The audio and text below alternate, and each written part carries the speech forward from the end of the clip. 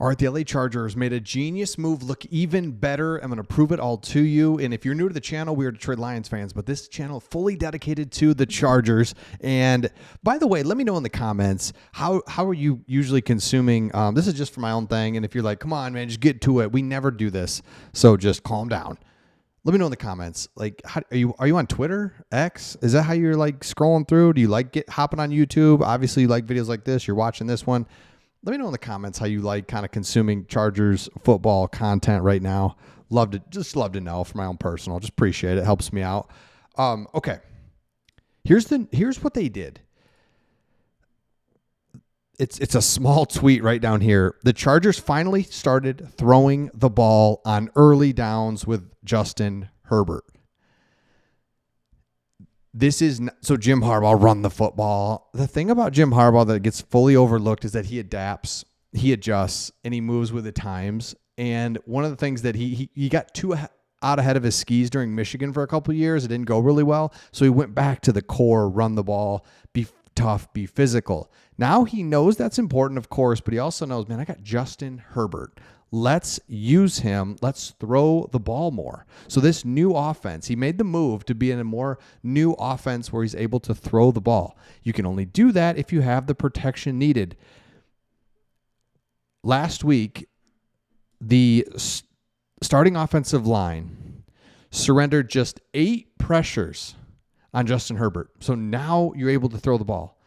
Then you take that over. PFF came out with its wide receiver rankings from week 1 and then what they expect for week 2. The 8th and 9th receiver, Ladd McConkey and Quentin Johnston. So they took a chance on Quentin Johnston. They're going to pass more. They've got weapons out there. Ladd McConkey, let's go. We knew that. Quentin Johnston, I was like, oh, okay. 5 catches for 79 yards and 2 touchdowns. Didn't see that one coming, but it's because we're going to throw the ball. We're going to be more aggressive. We're not going to sit around and wait anymore. And that is what I've learned from Dan Campbell, honestly, is like this hold the ball. And we got to go. When there's like 3 minutes left in the game, that's an eternity. Stop trying to hold the ball, punt it away with 1:12 to go, up by 3. Forget it. Go win the game. You've got the ball, go win the game. Like that sort of mentality. And that's what Jim Harbaugh, love it. This pass-happy offense, so much better, and the numbers are showing it. So it looks even better now because it's like, oh my gosh, Quentin Johnston, offensive line, not giving any pressures. Ladd McConkey, we knew he could do it. Obviously, is doing it, no problem.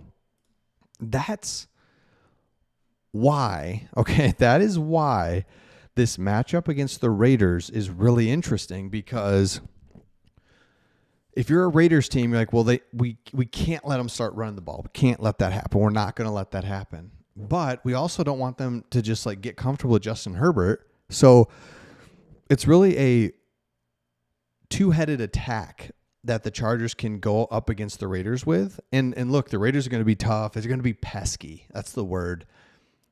There's no more, it's no more cakewalk with the Raiders. It's just like, oh, shoot. So I love to see that Jim Harbaugh is throwing the ball. Like, dude, that is what they need to do. All right, other things too is like the injury report. It is pretty amazing. Already through week 1, injury reports are starting to kind of pile up a little bit and just not for the Chargers. There's guys, don't get me wrong.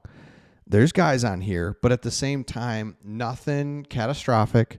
None of your absolute key players. Every week that you can go into a game with your main core players considered a win. I know, and it's just like that's what is so frustrating about NFL is you're one play away from your main players going down, or you know what I mean? It's just like, gosh.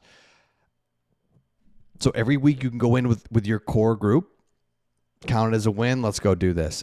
And we keep talking about it, and I just don't think we ever want to lose sight of it. We watch the NFL. We watch our team.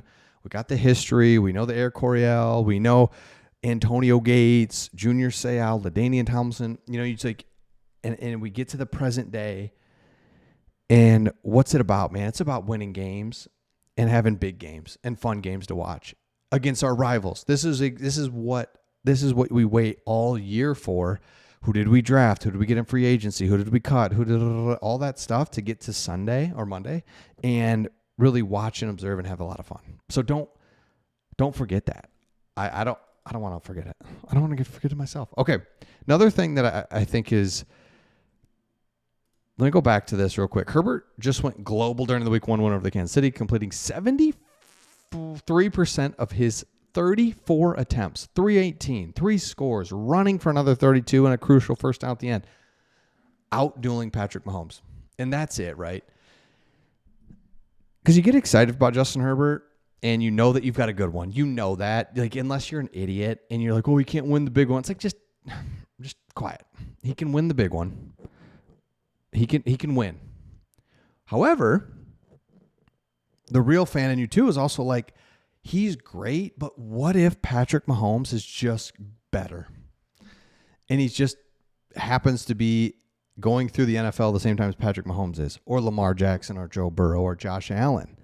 And you're like, I can say that he's great, but I also can say, what if he's not better than those guys?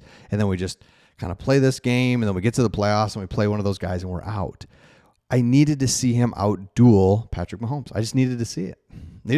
And there it was. And so once he did it, it's like, okay, so it is possible. And so then if he can outduel Patrick Mahomes, then boom, I don't need to see anything else. I just know it is possible. Now, does it mean it's going to happen in January when you got to go to Baltimore or something? I don't know. I have no idea. But at least you know he's got it in him, because it's like he does, right? The dude's huge. Justin Herbert, he's huge. He's got a great arm. He's athletic. But shockingly, Patrick Mahomes is better. Nah, it's all good. So I love to see that. He outdueled Patrick Mahomes. Jim Harbaugh, super competitive, doesn't like Pete Carroll. Just don't forget this. I mean, I know everyone knows it, but it's almost like this is like a 30 for 30 thing, right?